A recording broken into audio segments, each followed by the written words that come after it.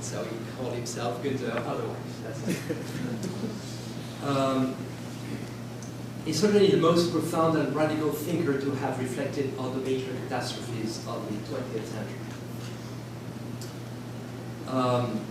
This is much less known than his two companions, Hannah Arendt and Hans Jonas.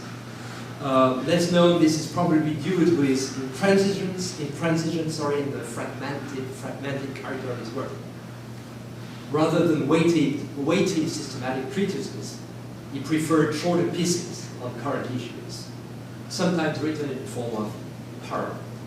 And more than once, he will have told in his own way the story of the flood. And here I'm going to ask my friend and presenter, Reg, to read that parable, because for one reason, for several reasons, but most important was that he translated that text beautifully. And here it is. Shall I show you? Shall I show it? Sure. Yes, sure.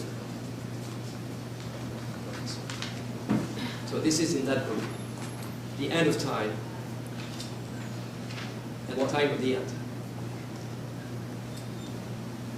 Noah was tired of playing the prophet of misfortune, of doom, and of always foretelling a catastrophe that would not occur, and that no one would take seriously.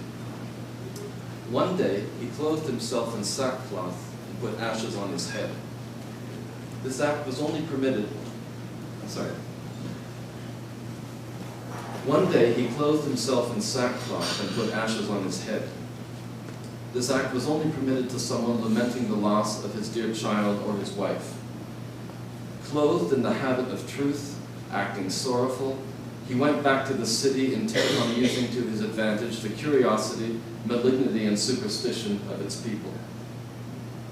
Within a short time, he had gathered around him a small crowd, and the questions began to surface.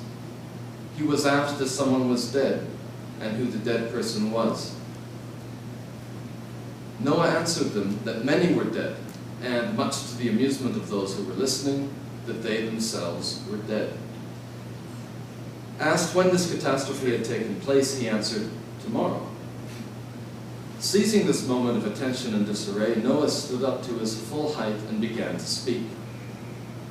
The day after tomorrow, the flood will be something that will have been.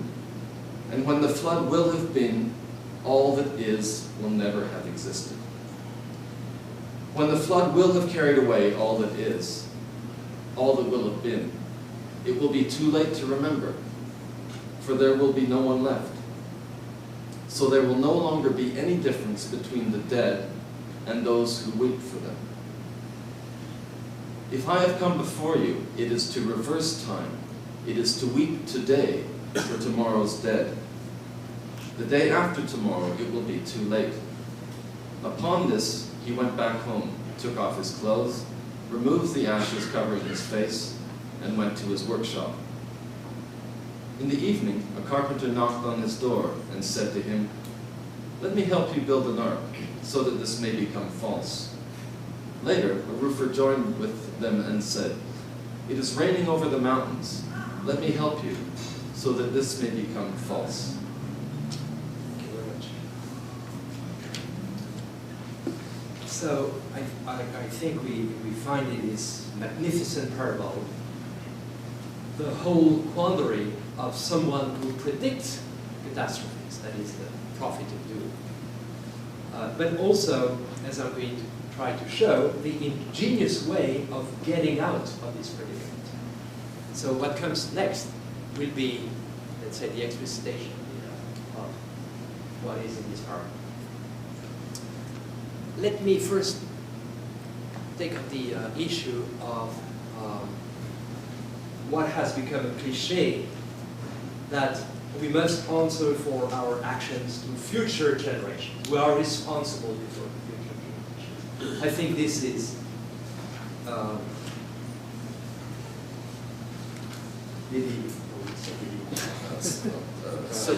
silly, sloppy. That's a silly or sloppy notion, although it's everywhere. Let me try to around that. Resorting to the language of rights, duties, and responsibility to expatiate our solidarity, expatiate on our solidarity with future generations, raises considerable conceptual problems, which Western philosophy has turned out to be essentially incapable of elucidating. It's generally being considered that John Rawls is the major social, moral, and political philosopher of America of the 20th century. So I will focus on John Rawls' answer to this challenge. In his major book, The Theory of Justice, he establishes and founds and establishes the principles of justice that should govern the basic institutions of a democratic society.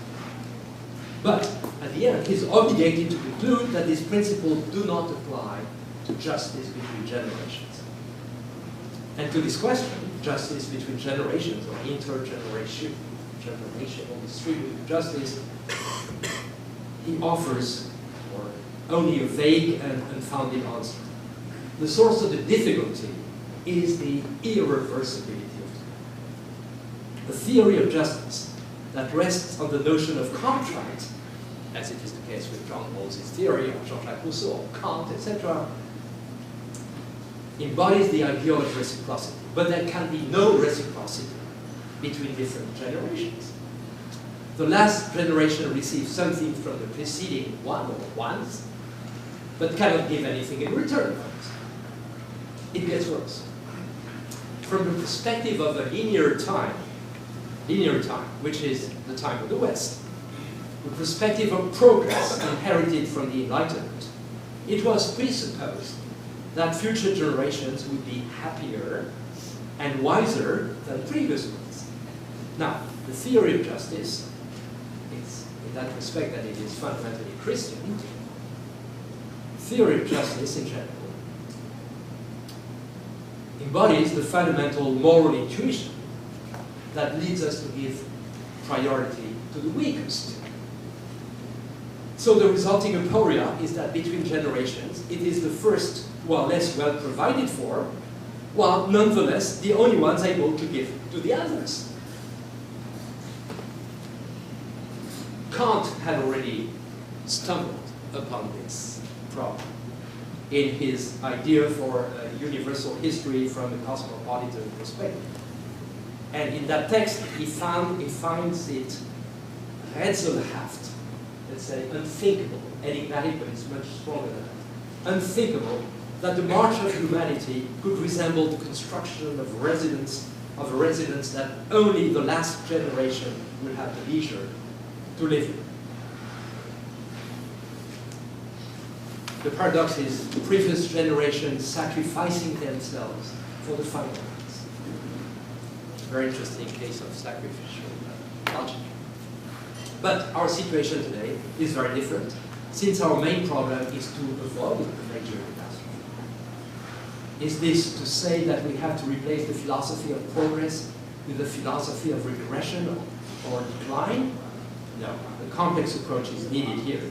Progress or decline? The debate is of no interest at all. One can say completely opposite things about the time we're living in, and they are all equally true. It is the most exalting time, and it is the most frightening.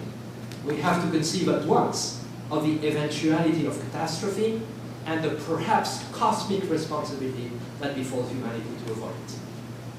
At the table of the social contract, according to Rawls, all generations are equal. There is no generation whose demands have greater weight than those of the others. Well, no. Generations are not equal from the moral point of view. Ours, and those that follow, have a considerably higher moral standing than earlier generations, of whom it can be said today, for instance, in the case of global warming, in contrast to us, that they did not know what they were doing. We are presently witnessing humanity's emergence as a quasi-subject, the inchoate understanding that our destiny is self-destruction, and the birth of an absolute